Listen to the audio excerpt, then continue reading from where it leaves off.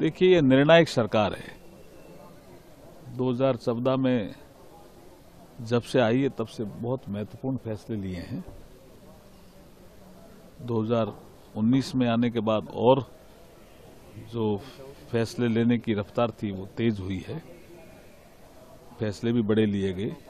अब 24 में जब तीसरा टर्म प्रारंभ होगा नरेंद्र मोदी जी का, तो फैसलों की रफ्तार भी तेज होगी, बड़े फैसले लिए जाएंगे जो देश हित में है। यही प्रधानमंत्री जी ने यहाँ कई और पब्लिक मीटिंग में भी कहा, संसद में भी कहा। लोकसभा में लोकसभा राज्यसभा दोनों सदन में राम मंदिर के निर्माण, प्रधानमंत्री की भूमिका, प्राण प्रतिष्ठा को लेकर इस पर चर्चा होने जा रहा है।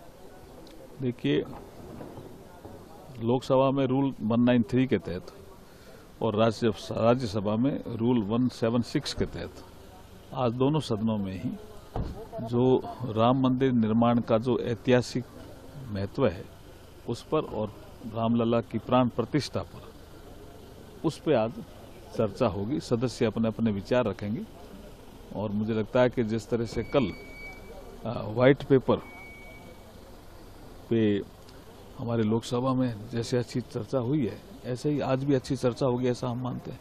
क्या इसका जवाब प्रधानमंत्री जी देंगे? देखिए, चर्चा होगी और उसके बाद एक जो भी पीठ तय करेगी, कोई रेजुलेशन होगा, तो पीठ का विषय है, ये सब हमारा विषय नहीं है।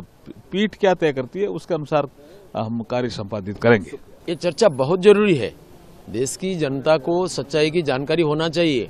जैसा अफवाह फैला जा रहा है, भगवान श्री राम को एक पापात्मा आक्रमणकारी के साथ जैसा बराबर करने की कोशिश किया जा रहा है, राम मंदिर के स्थान पर शौचालय बनाने का प्रस्ताव कुछ देने वाले भी इस देश में है।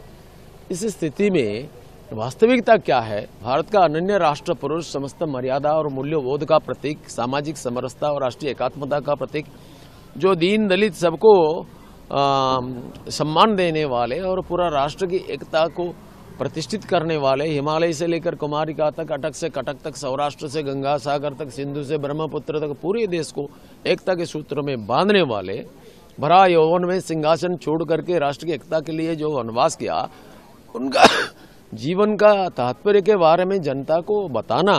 और ये राम मंदिर सिर्फ एक मंदिर मात्र नहीं है, जन्म स्थान पर जो भव्य मंदिर निर्माण हुआ, ये भारत की राष्ट्र की एकात्मता का ही प्रतीक है, राष्ट्र के संपूर्ण मानवीय मूल्यबोध का प्रतीक है।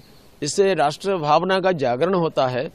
और इस विषय में सारा जनता को बताना और 500 साल की संघर्ष के बाद संपूर्ण शांतिपूर्ण तरीके से अदालत के द्वारा जो फैसला हुआ, इसके आधार पर माननीय नरेंद्र मोदी जी की करकमल में जिस मंदिर का प्राण प्रतिष्ठा हुआ, इसके बारे में जनता को बताना ये तो बहुत जरूरी है।